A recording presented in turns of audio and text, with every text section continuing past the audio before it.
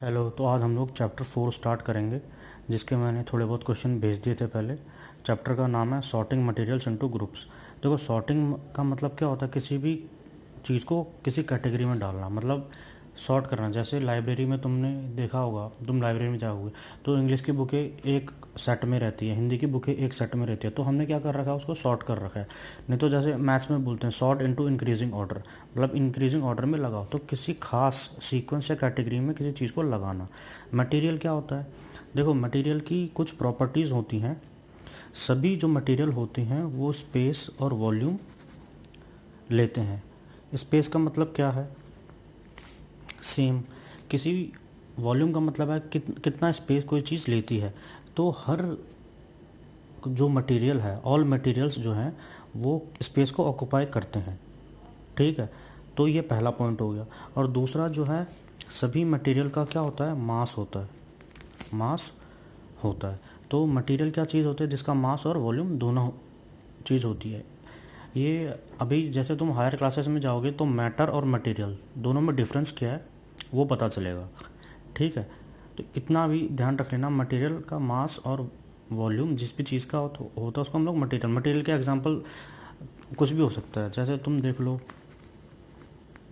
Material का example जो चीज़, जैसे तुम्हारे पास चौक हो गई स्कूल में, टेबल हो गई, चेयर हो गया, ठीक है। कोई कुछ भी ले सकते हो, पेंसिल हो गई।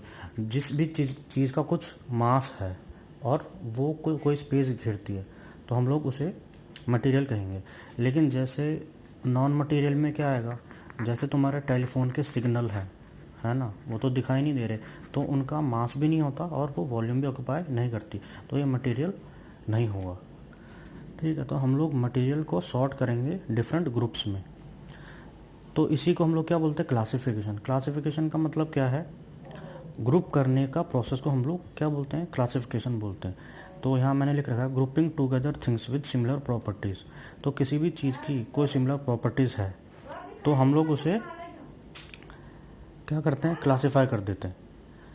तो क्लासिफिकेशन जो है वो ज़रूरी क्यों है, वो इसलिए ज़रूरी है क्योंकि जब हम लोग किसी चीज़ को ग्रुप करते हैं तो हमें उसे पढ़ने में आसानी हो जाती है, उस चीज़ को जानने में आसानी हो जाती है। अब जैसे तुम स्कूल आते हो तो स्कूल में तुम लोग बोलते हैं कि मैथ में हम लोग किस चीज़ का कवर चढ़ाएं, साइंस में किस चीज़ का कवर चढ़ाएं, इंग्लिश में किस चीज़ का कवर चढ़ाएं। तो टीचर बोलता है कि साइंस में ब्लू लगा लो, मैथ में रेड लगा लो, इंग्लिश में ऑरेंज लगा लो। ऐसा क्यों, क्योंकि हमें टीचर और स्टूडेंट दोनों को इस चीज़ को करने में क्या होगी, सुविधा होगी। क्योंकि जब टीचर कोई चीज़ चेक करेगा तो पहले से पहचान जाएगा, बिना दूर से दिखे कि ये इंग्लिश की नोटबुक है, हिंदी की है। क्योंकि इंग्लिश में तो कौन सा कवर था, ब्लू था। वैसे ही मैथ में रेड है तो वो दूर से देख के बता देगा ये रेड है, ठीक है। वैसे ही जैसे तुम स्कूल आते हो तो तुम्हारी जो ताइक्वांडो वालों की अलग ड्रेस होती है, जो ताइक्वांडो में नहीं है उनकी अलग ड्रेस होती है। क्यों, क्योंकि इससे पता चल जाता है। तो क्लासिफिकेशन का मतलब क्या है, चीज़ों को ग्रुप करना। ये मेन वर्ड है, ग्रुप करना। किसके, सिमिलर प्रॉपर्टीज़ के बेसिस पे। ये ज़रूरी क्यों है, क्योंकि ये हमें उनकी प्रॉपर्टी जानने में मदद करता है। जैसे मैंने एग्जांपल दिया बुक्स का, वैसे बहुत सारी चीज़ें। जैसे लाइब्रेरी में क्या, जैसे अब एसएसटी में ज्योग्राफी की बुक्स अलग होंगी, सिविक्स की बुक अलग होगी और हिस्ट्री की बुक्स अलग होंगी। तो वो क्या हो गया, क्लासिफिकेशन हमने कर दिया। फिर मैंने यहाँ कुछ एग्जांपल दिए, तुम मुझे बताना। जैसे वाटर हो गया, केरोसिन, पेट्रोल, ऑरेंज, ये अलग ग्रुप है और ये अलग ग्रुप है। तो ये क्या है, क्लासिफिकेशन है। अब तुम मुझे बताना किस प्रॉपर्टी के बेसिस पे मैंने इनको क्लासीफाई किया, क्या क्राइटेरिया मैंने यूज़ किया है। क्राइटेरिया मतलब किस बेसिस पर। तो अभी देखना, water, kerosene, petrol, orange juice. फिर यहाँ क्या लिखा है, कॉइन, स्टोन, पेंसिल, बुक। तो तुम्हें पता चल रहा है, तुम ये इसका आंसर कुछ और भी हो सकता है, मैं अपनी तरफ से बता रहा हूँ। तो ये क्या है, ये सभी की सभी चीज़ क्या है, लिक्विड है। और ये सभी की सभी चीज़ क्या है, सॉलिड है।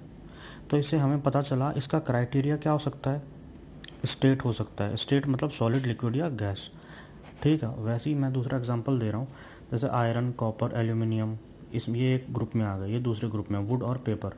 तो तुम ये पता लगा सकते हो ये सभी क्या है, मेटल हैं और ये मेटल नहीं है। तो मेटल की क्या प्रॉपर्टीज़ होती हैं, ये जो है इलेक्ट्रिसिटी को कंडक्ट करते हैं, और ये जनरली बोल रहा हूँ, ध्यान रखना, सभी मेटल नहीं, जनरली हार्ड होते हैं। आयरन क्या होता है, हार्ड होता है बहुत ज़्यादा, और ये दिखने में थोड़े शाइनी होते हैं, चमकदार होते हैं। आयरन थोड़ा चमकता है, कॉपर भी चमकता है, एल्यूमिनियम भी चमकता है। वुड जो है बिल्कुल नहीं चमकता, और पेपर भी नहीं चमकता, और हार्ड भी ये उतने नहीं होते जितने कि ये होते हैं।